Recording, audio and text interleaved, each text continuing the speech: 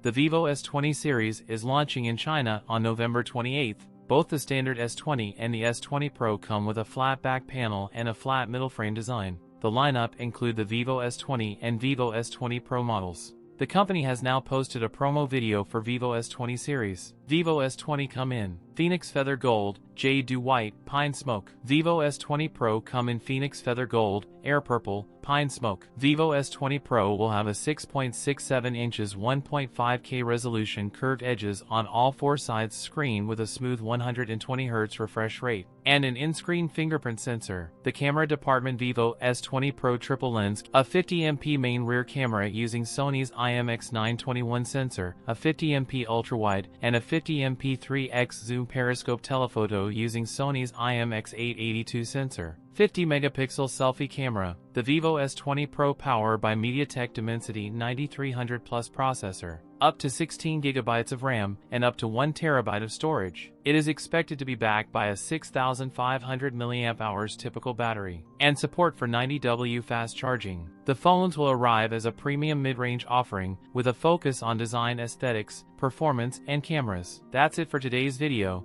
If you enjoyed it, don't forget to like, comment, and subscribe for more content. Thanks for watching, and I'll see you in the next one.